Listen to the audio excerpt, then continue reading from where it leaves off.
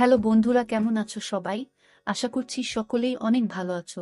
প্রিয় বন্ধুরা, আজকে তোমাদের জন্য নিয়ে এলাম আরও একটি নতুন গল্প। আশা করছি তোমাদের দাঁড়িয়ে যাবে, তাই ভিডিওটি শুরু থেকে শেষ পর্যন্ত দেখো।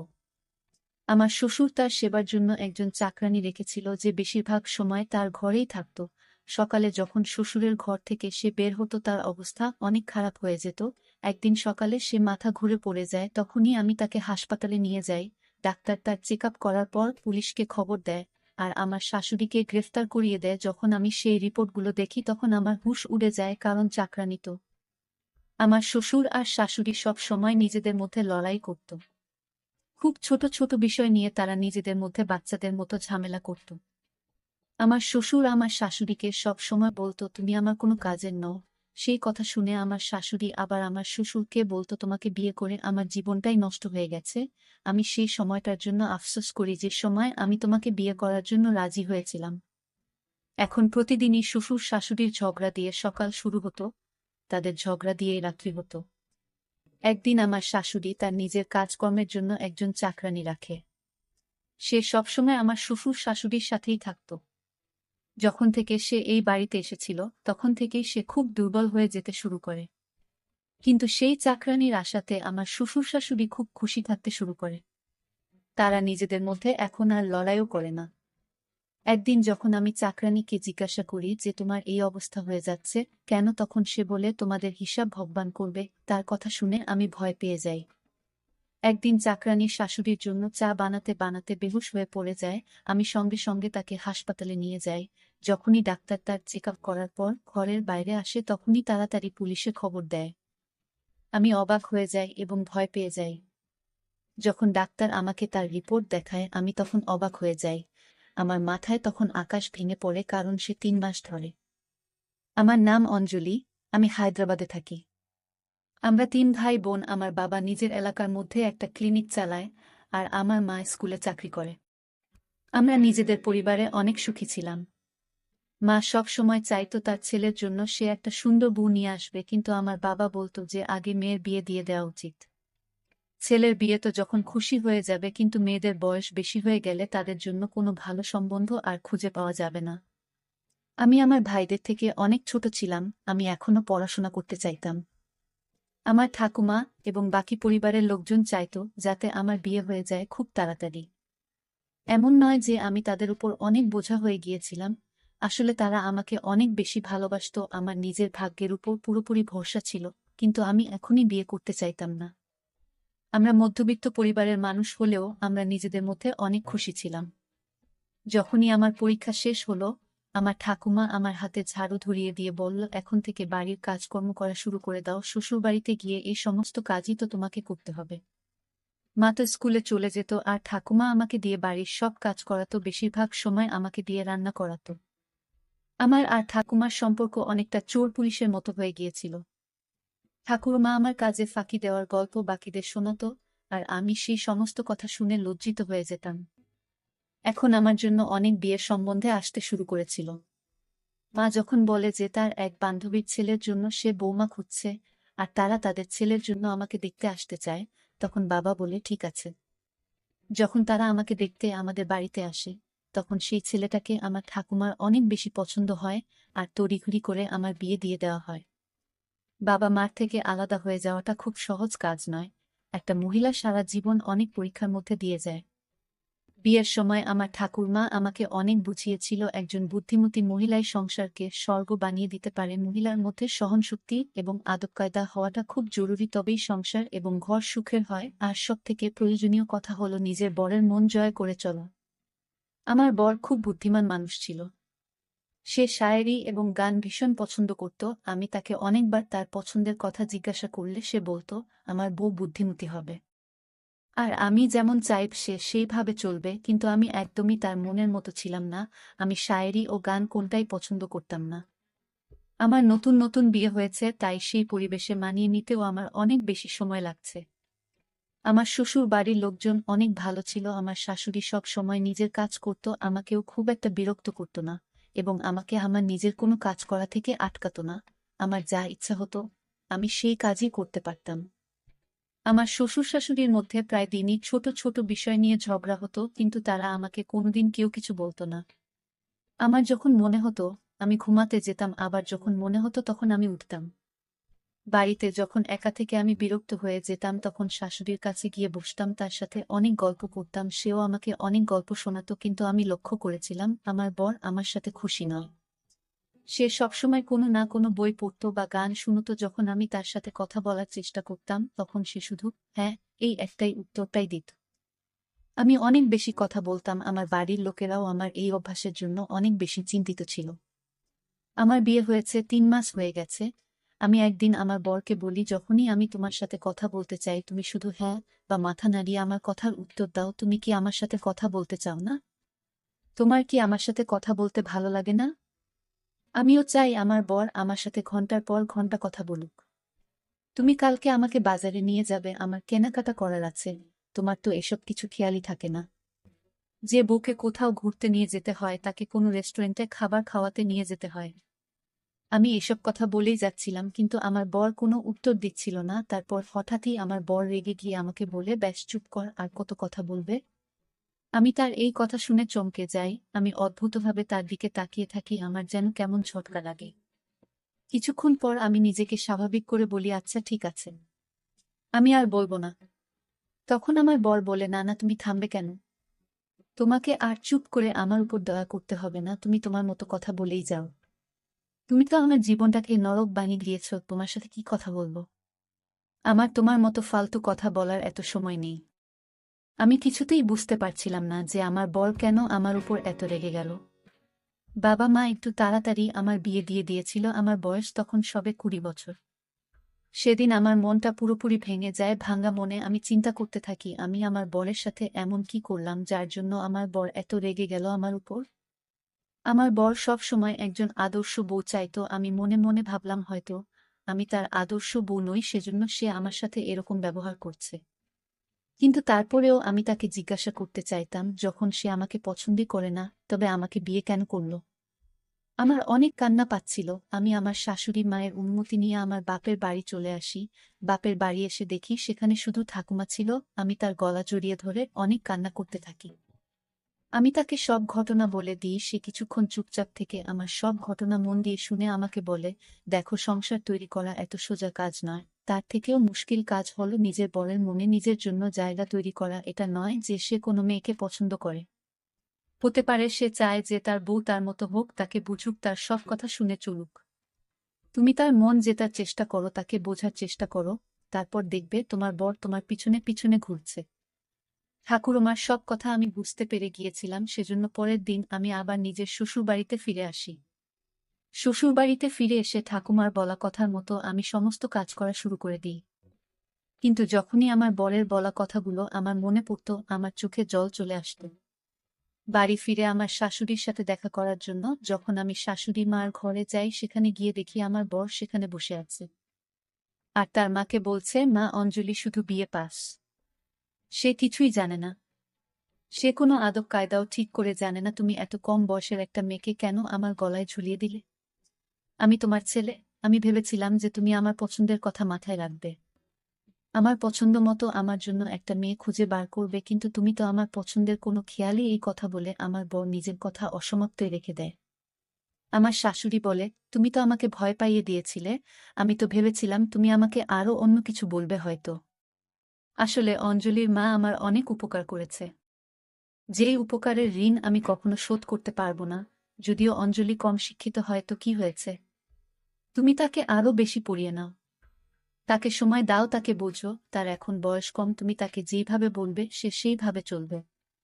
আর শুধু পড়াশোনা দিয়ে সংসার চলে না, সংসার চালানোর জন্য বাড়ির বুকে বুদ্ধিমতী হতে হয়, সমস্ত সম্পর্ককে ঠিকঠাক আঁকড়ে ধরে রাখতে জানতে হয়, বড়দের সম্মান করতে জানতে হয়।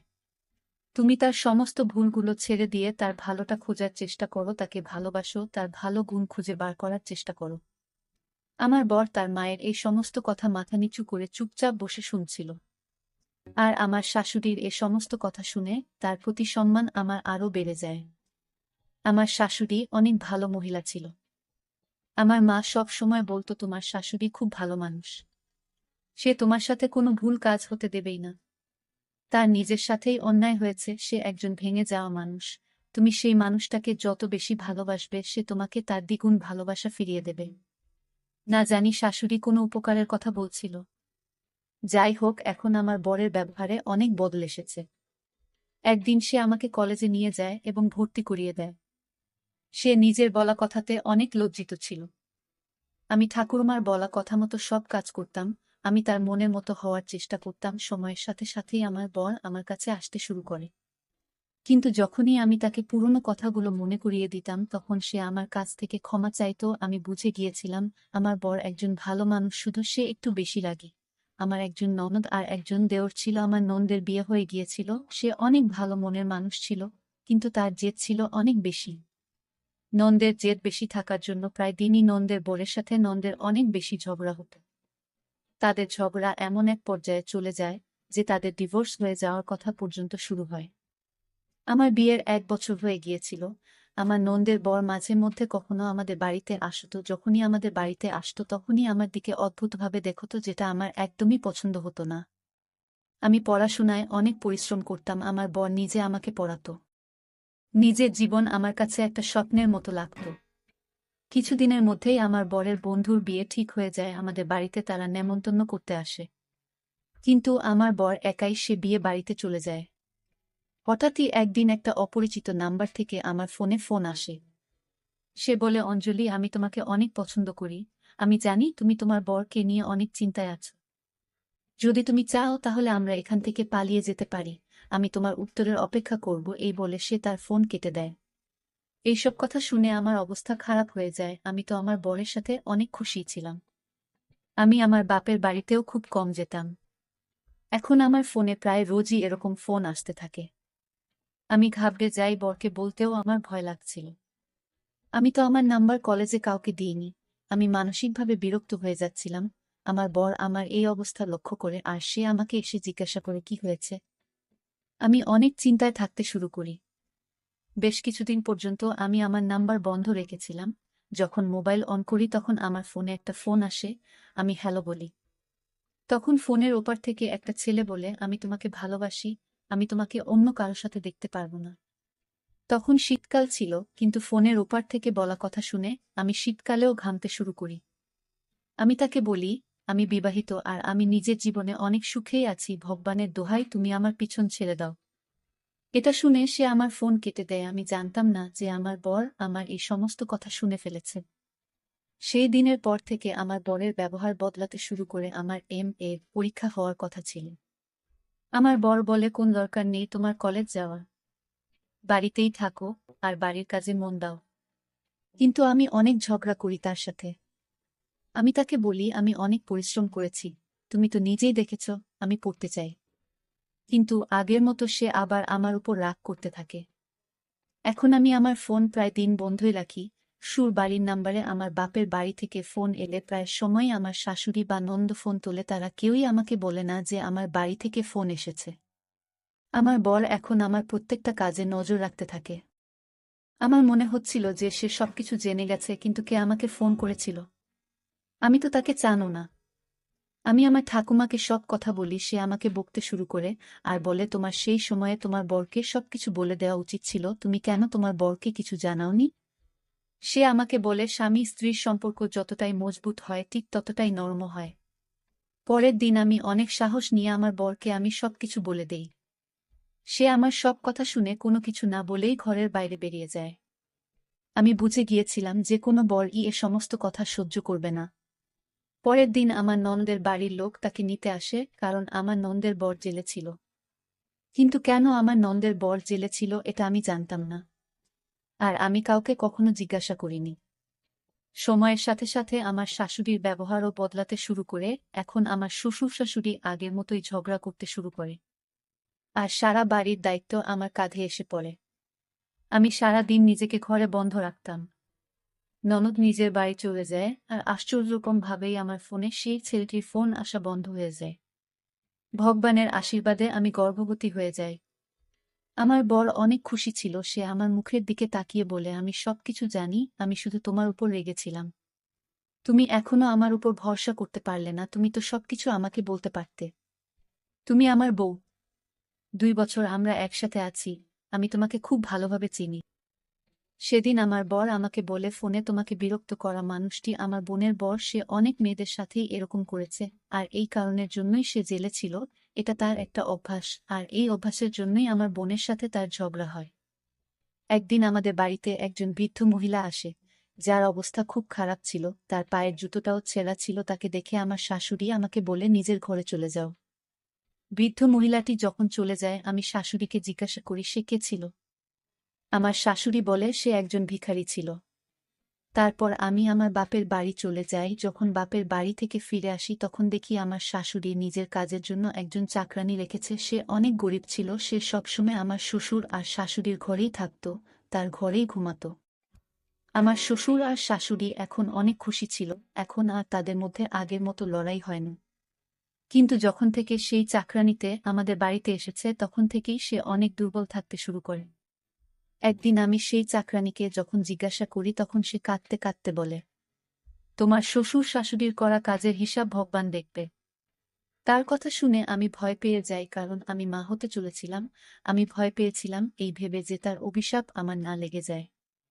কিছু দিনের মধ্যে সেই চাকরানিটি আরও শারীরিকভাবে অসুস্থ হতে শুরু করে, তার শরীর হলুদ হয়ে যায়। সে যখন হাঁটত তখন তাকে দেখে এমন মনে হতো যে সে যেন এখনই পড়ে যাবে। সে একদিন শাশুড়ির জন্য চা বানাচ্ছিল, তখনই সে বেহুশ হয়ে পড়ে যায়। আমি তাড়াতাড়ি তাকে হাসপাতালে নিয়ে যাই। ডাক্তার তার চেক আপ করে যখনই ঘরের বাইরে আসে তখনই সে পুলিশ ডেকে নেয়। আমি ভয় পেয়ে যাই। ডাক্তার যখন আমাকে সেই চাকরানি রিপোর্ট দেখায় তখন আমি চমকে যাই, আমার হুঁশ উড়ে যায় এই ভেবে যে আমার শাশুড়ি 3 মাস ধরে তার সাথে এই সমস্ত ভুল কাজ করছে। আমি আমার নিজের কানকে বিশ্বাস করতে পারছিলাম না, আমার শাশুড়ি এত নোংরা কাজ কি করে করতে পারে। পুলিশ আমার শাশুড়িকে গ্রেফতার করতে আমাদের বাড়িতে আসে। তখন আমার বর অনেক কষ্টে পুলিশের সাথে কথা বলে তাদের ফেরত পাঠিয়ে দেয়। আমার শ্বশুর শাশুড়ি সামনে বসেছিল। আমার বর জিজ্ঞাসা করে তার মাকে ডাক্তার যেটা বলছে সেটা কি সত্যি, জানি না কেন সে হাসছিল। তারপর আমার শাশুড়ি নিজের জীবনের ঘটনা বলতে শুরু করে যে সে কোনো বিপদের মুখ থেকে বেঁচে ফিরে এসেছে। সে এই পাপ কাজটা করতে বাধ্য হয়েছিল। সে বলে আমার প্রথম বিয়ে যখন হয় তখন আমি একদম অঞ্জলির মতো ছিলাম। পার্থক্য শুধু এটা ছিল, অঞ্জলিকে বোঝার মতো, তাকে ভরসা দেওয়ার মতো অনেক লোক আছে, কিন্তু এই পুরো পৃথিবীর মধ্যে আমি একা ছিলাম।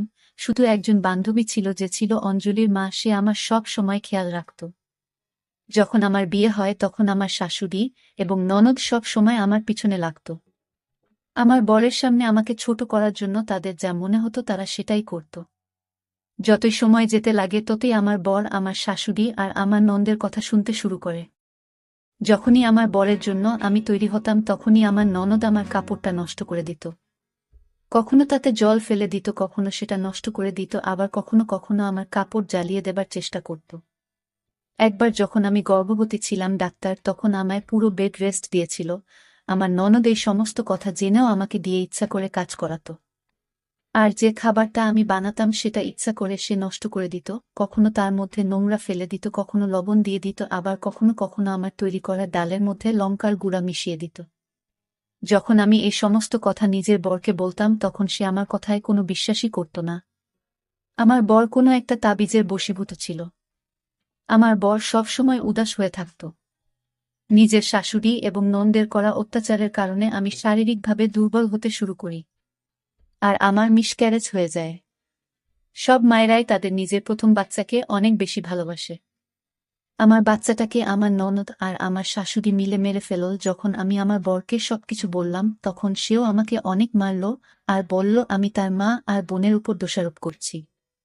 এটাও বলল যে আমাকে বিয়ে করে নাকি সে এখন আফসোস করে।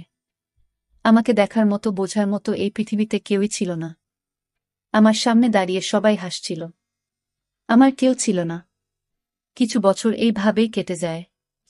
একদিন আমার শাশুড়ি আর আমার ননদ আমাকে একটা স্টোর রুমে বন্ধ করে দেয়, সেখানে একটা ছেলেকে পাঠিয়ে দেয়। সেই সময় আমার বর বাড়ি চলে আসে। আমি আবারও গর্ভবতী হয়ে গেছিলাম। আমার বর আমার বাচ্চার দায় অস্বীকার করে আমাকে বাড়ি থেকে ধাক্কা দিয়ে বার করে দেয়। তখন আমার বান্ধবী মানে অঞ্জলির মা আমাকে তার বাড়িতে থাকতে দেয়। সেদিন সে তার নিজের শ্বশুর বাড়ির লোকেদের সব বাজে কথা শুনেও আমার উপর কোনো অন্যায় অত্যাচার হতে দেয়নি। সে সবসময় আমার সাথে ছিল।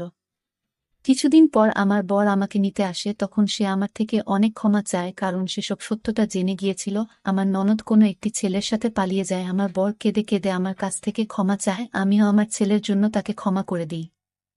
কিছুদিন পর আমার বর বোনের এরকম অবস্থা দেখে আত্মহত্যা করে নেয়, আর এই দুঃখে আমার শাশুড়ি মা গত হয়ে যায়। আমি আবারও একলা হয়ে যাই। কিছু সময় পর নিজের ছেলের জন্য আমি আবার দ্বিতীয় বিয়ে করি। আমার দ্বিতীয় বর আমার অনেক খেয়াল রাখত। এভাবেই সময় কাটতে থাকে, আর আমার 3টে বাচ্চা হয়। সময়ের সাথে সাথে তারা বড় হতে থাকে। কিছু মাস আগে আমাদের বাড়িতে যে মহিলাটি এসেছিল সেটা আমার ননদ ছিল, যে বাড়ি থেকে পালিয়ে গেছিল। সে হাত জোর করে ক্ষমা চাইছিল, আর বলে যাতে তার মেয়েকে আমার বাড়িতে আমি থাকতে দিই, কারণ সে যার সাথে পালিয়ে বিয়ে করেছিল সে জুয়ারি এবং মাতাল ছিল। তার মেয়ে যুবতী হয়ে যাচ্ছিল, আর সে ভয় পেয়েছিল যে হয়তো তার বর তার মেয়েকে বিক্রি করে দিতে পারে। সে আমাকে আমার প্রথম স্বামীর দিব্যি দিয়ে বলে, তুমি আমার মেয়েকে নিজের কাছে রেখে দাও। আমি তখন তাকে নিজের বাড়িতে চাকরানী হিসাবে রেখে দিই। যাকে তুমি চাকরানী ভাবছ সে তোমার পিসি শাশুড়ির মেয়ে, যে আমাকে পাগল করে দিয়েছে। আমার শাশুড়ি আরও বলে, আমার ননদকে আমি এত ঘৃণা করি যে বেঁচে থাকতে আমি কখনো তাকে ক্ষমা করতে পারব না। অবশ্য তার অন্যায়ের সাজা সে পাচ্ছে। সে আমার সাথে যা যা করেছে আমি কোনো দিন সেগুলো ভুলতে পারব না। আমি তার মেয়ের ওপর অত্যাচার করতে শুরু করি। আমি তাকে সারা রাত ঘুমাতে দিতাম না, সারা রাত তাকে দিয়ে আমার আর আমার বরের পাটে পাতাম। যখন সে ঘুমানোর চেষ্টা করত আমি তাকে মারধর করতাম, যার ফলে তার অবস্থা এত খারাপ হয়ে গেছিল। যখন যখন আমি তার মেয়েকে চোখের সামনে দেখি ততবার আমার তার কথা মনে পড়ে। এখন আমার ননদ আমার কাছে ক্ষমা চাইতে আসত। কিছুদিন আগে তার বর তাকে মেরে জেলে চলে যায়। এইসব বলে আমার শাশুড়ি কাঁদছিল। আমাদের সবার চোখেও জল চলে এসেছিল তার ঘটনা শুনে। অতীতে তার সাথে যে সব ঘটনা ঘটেছে সেটা খুবই দুঃখজনক। বাড়ির চাকরানী মানে শাশুড়ির নন্দের মেয়ে সব শুনে আমার শাশুড়ির পা ধরে অনেক কান্না করছিল, আর বলছিল, এটাতে তো আমার কোনো দোষ নেই, তুমি আমার সাথে একই কাজ করছো যা আমার মা তোমার সাথে করেছিল। তুমি শুধু একবার আমাকে আর আমার মাকে ক্ষমা করে দাও, আমি সারা জীবন তোমার চাকরানী হয়ে থাকব। আমার শাশুড়ি তার দিকে না তাকিয়েই নিজের ঘরে চলে যায়। আমার বর তার মাথায় হাত দিয়ে আমাকে বলে, তাকে ঘরে নিয়ে যাও। প্রায় বড়দের করা ভুলের শাস্তি ছোটদের পেতে হয়। সেই মেয়েটা অনেক বেশি কাঁদছিল। আমার ডেলিভারির সময় এগিয়ে আসছিল, আর বাড়ির পরিবেশও ঠিক ছিল না। কিন্তু আমার একটা পুত্র সন্তানের জন্মের পর বাড়িতে খুশি ছড়িয়ে পড়ে। আমার শাশুড়ি তার নাতিকে মন খুলে আদর করে। সে তার নাতির নামকরণের দিন আমাকে বলেছিল, আজ তোমার যা মন চায় তুমি চাইতে পারো। তখন আমি আর আমার বর তার পায়ের সামনে বসে বলি, মা তোমার সাথে অতীতে যা হয়েছে সব ভুলে যাও, আর এই চাকরানী যা নাম হেমা ছিল তাকে ক্ষমা করে দাও। তাকে নিজের ছোট বৌমা হিসাবে মেনে নাও। সে কিছুক্ষণ আমার দিকে তাকিয়ে থাকে, তারপর হেমাকে ডাকে তাকে বুকে জড়িয়ে নেয়। অবশেষে আমার শাশুড়ি হেমার কাছে ক্ষমা চায়। এই ঘটনার পর কেটে গেছে অনেকগুলো বছর। এখন হেমা আমার দেওরের বউ হয়। এখন আমার শ্বশুর আর আমার শাশুড়ির সাথে ঝগড়া করে না। এখন আমাদের বাড়িতে শুধু সুখ, শান্তি আর খুশি বিরাজমান। ধন্যবাদ বন্ধুরা।